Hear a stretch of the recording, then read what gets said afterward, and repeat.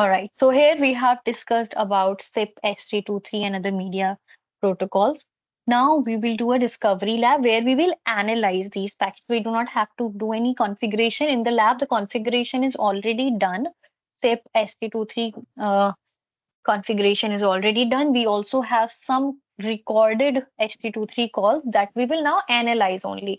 And we will see different types of messages. We saw what is the output you see in the invite message, in the OK message, in the early or delayed offer, and so on. That's what we are going to do in this lab.